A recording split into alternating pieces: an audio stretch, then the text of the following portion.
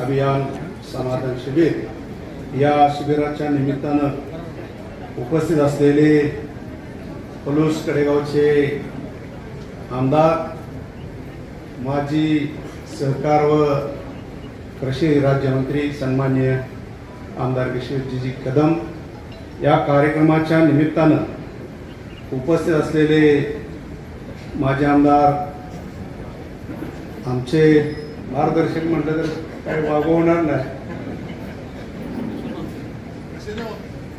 कामाच्या बाबतीत,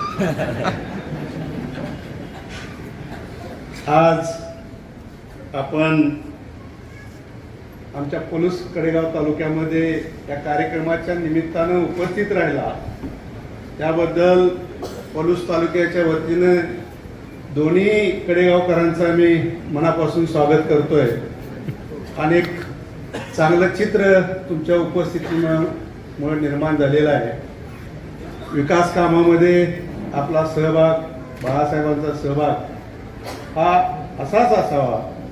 राजकारणाच्या टायमाला राजकारण राहील, परंतु आपल्या पलूस कडेगाव तालुक्यामध्ये विकास कामाच्या बाबतीमध्ये आपण सर्वजण एकत्र येऊन काम करून जनतेचा विकास झाला पाहिजे, हे आदरणीय साहेबांचं स्वप्न होतं. ते स्वप्न आपण सर्वांनीच पूर्ण करण्याचे निश्चितपणे प्रयत्न केलेला आहे. आज या कार्यक्रमाच्या निमित्तानं उपस्थित असलेले उपविभागीय अधिकारी सन्माननीय भोसले साहेब, पलूस तालुक्याच्या तहसीलदार रिटे मॅडम, त्याचबरोबर कडेगाव तालुक्याचे तहसीलदार सन्माननीय शेलार साहेब, पलूस पंचायत समितीच्या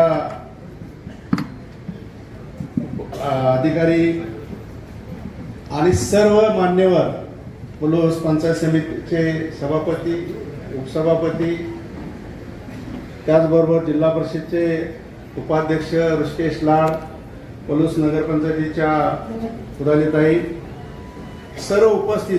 आता अचानकच बोलायला आल्यामुळं काय मुद्दे घ्यायचे हा प्रश्न आहे, परंतु साहेब आपण कडेगावला गेल्या वर्षी एक मेळावा घेतला आणि तो जवळजवळ 8-10 तास मेळावा लोकांच्या विकास कामासाठी जी अडचणी आहेत त्यासाठी आपण 8-10 तास दिले. त्यामध्ये बरीच कामं लोकांची झालेली आहेत.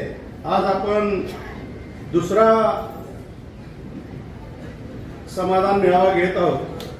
त्याच्या आधी आपण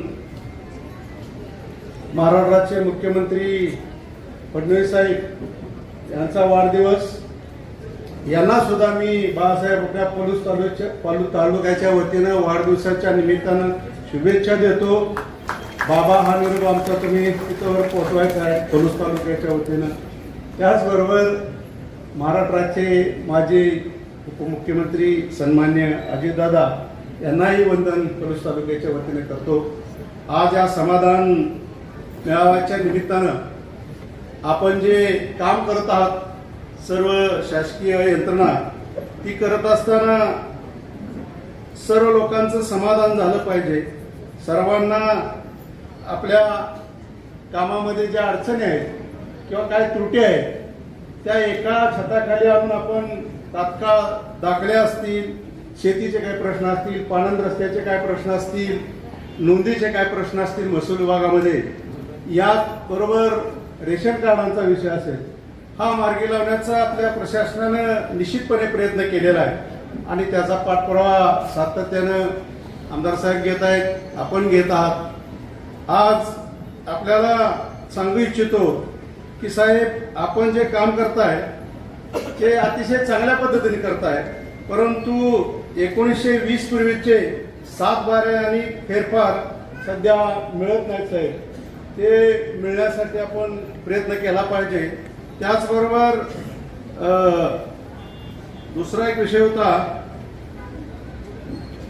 की पीक पाणी ॲप बंद आहे, ते चालू करणं गरजेचं आहे. आणि ते चालू केल्याशिवाय आपल्या शेतातील पिकाचं पीक मापन होत नाही, ह्याचा एक प्रश्न आहे. आणि त्याचबरोबर शेतकऱ्यांचा महत्वाचा एक प्रश्न आहे.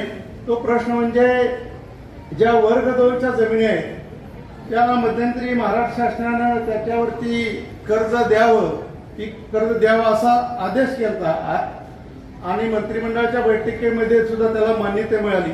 परंतु आपल्या ह्या खाली महसूल विभागामध्ये तळापर्यंत त्याचं अजून काम पूर्ण झालेलं नाही. त्या ठिकाणी बऱ्याच ठिकाणी मग शेतकऱ्यांना पीक कर्ज घेताना अडचणी निर्माण होऊ लागलेल्या आहेत. त्यासाठी सुद्धा आपण साहेब लक्ष घालून या महसूल विभागाला सूचना दिल्या पाहिजे. आणि हे करत असताना पलूस तालुका असेल किंवा आपल्या कडेगाव तालुका असेल यामध्ये रेशन कार्डाचा एक महत्वाचा प्रश्न निर्माण झालेला आहे. तो सुद्धा आपण लक्ष घालून सोडवला पाहिजे. बऱ्याच रेशनधारकांना कार्ड मिळाले परंतु त्यांना अजून रेशनचं धान्य मिळत नाही. आणि मग चौकशी केल्यानंतर सांगितलं जातं की अजून जिल्हाधिकाऱ्याच्या पुरवठा विभागातून आम्हाला मान्यता मिळाली नाही. तो एक प्रश्न महत्वाचा आहे. म्हणजे सामान्य माणसाचे जे छोटे छोटे प्रश्न आहेत ते सोडवण्यासाठी आपण प्रयत्न निश्चितपणे केला पाहिजे. आणि दुसरी एक गोष्ट साहेब महसूल विभागाच्या अंतर्गतच येते ते म्हणजे पाणंद रस्ते आणि शेतीला जायचा रस्ता. त्या रस्त्यामध्ये आता शासनाने जार काढला परंतु ज्या शेतीला जायला रस्ता आहे त्या ठिकाणी साहेब परत दुसरीकडं रस्ता मागितला जातो. त्याची शहानिशा करून आपण तो निर्णय केला पाहिजे. कारण एक ठिकाणी जर रस्ता त्या शेतीला जायला असेल तर मग दुसऱ्याच्या वावरातून जवळ जायसाठी किंवा त्या ह्याच्यातनं जायचा रस्ता मागणी केली जाते आणि त्यामुळं थोडंसं वादविवाद होतो आणि मग थोडंसं वातावरण डिस्टर्ब झालेलं दिसून येतं. मग पोलीस यंत्रणेला त्यामध्ये हस्तक्षेप करावा लागतो. आणि त्यासाठी सुद्धा आपण आपल्या खालील अधिकारी असतील, तहसीलदार असतील, मंडळ आयोग अधिकारी असतील, तलाठी असतील, त्यांना योग्य पाहणी करून आपला अहवाल आपल्याकडे आला पाहिजे आणि रस्ता दिला पाहिजे का दिला पाहिजे. पण एका शेताला 2 आणि 3 रस्ते मधनात देणे ही थोडीशी आता अलीकडे चळवळ चालू झालेली चाललेली आहे. त्या ठिकाणी सुद्धा आपण लक्ष घातलं पाहिजे आणि शांतता सर्व रस्ता हा मिळाला पाहिजे पण योग्य मार्गाने सरबांधावनं द्यावा अशी लोकांची मागणी आहे. त्यासाठी सुद्धा आपण साहेब लक्ष घातलं पाहिजे. आज काम करत असताना पलूस तालुका असेल, कडेगाव तालुका असेल, जास्तीत जास्त लोकांना शासनाच्या ज्या योजना आहेत त्या योजना आपण पूर्ण करण्यासाठी निश्चितपणे प्रयत्न केलेला आहे. आणि शासनानं आता नुसतंच घोषणा केली की महिलांना सुद्धा शेतकरी घोषित करायचं आहे. आज आपण काही महिलांना आपण इथं 7/12/93 बाळासाहेब देणार आहोत. म्हणजे एक चांगला उपक्रम निश्चितपणे चालू झालेला आहे. परंतु या गोष्टीमध्ये सुद्धा आपल्याला बारकाईने लक्ष घालावं लागेल. आणि वारस नोंदीच्या बाबतीमध्ये सुद्धा बऱ्याच वेळा 20-21 दिवसाची मुदत संपून गेल्यानंतर सुद्धा काही ठिकाणी वारस नोंदी प्रलंबित राहतात. त्यासाठी सुद्धा साहेब आपण तात्काळ आदेश देऊन त्या नोंदी पूर्ण करणं गरजेचं आहे. म्हणजे एकंदरीत या महसूल विभागामध्ये हा प्रश्न आहे. रेशन कार्डाच्या बाबतीमध्ये जे रेशन कार्ड जुनी होती ती जुनी रेशन कार्ड बरेच ठिकाणी फाटलेले आहेत, जीर्ण झालेले आहेत. अशा ठिकाणी मग शिक्का नसतो किंवा एखाद्या व्यक्तीचं नाव नसलं तर त्या शैक्षणिक कामामध्ये तिथं अडचण निर्माण होत्या. साहेब त्या सुद्धा आपण मध्यंतरी एकदा आपण भिलवडीला मेळावा घेतला होता. त्या ठिकाणी मला वाटते 1000-2000 कार्ड तिथली आपण रिन्यू करून दिली होती. तशाच पद्धतीचं एक अभियान आपण पलूस तालुक्यामध्ये राबवलं पाहिजे. आणि ज्या विद्यार्थ्यांना शैक्षणिक सवलती मिळण्यासाठी जे दाखले लागतात, ऍडमिशनसाठी दाखले लागतात ते सुद्धा तात्काळ मिळाले पाहिजेत. काही वेळा सर्व्हर डाऊन असतोय आणि मग त्याचा सुद्धा परिणाम होतो, हेलपाटे मारावे लागतात. अशा पद्धतीच्या ज्या अडचणी आहेत त्या आपण आपल्या मार्गदर्शनाखाली आपल्या अधिकाऱ्यांना सांगून तात्काळ सोडवले पाहिजेत. आणि कमीत कमी वेळेमध्ये एखाद्या दुसऱ्या हेलपाटामध्ये एखाद्याच हेलपाटा नसलाच पाहिजे. जास्तीत जास्त काम करण्याचं प्रयत्न आपल्या सर्व शासकीय यंत्रणेच्या माध्यमातून झाला पाहिजे. आणि मला बाबा नेहमी एक साहेबांचं वाक्य आठवतं.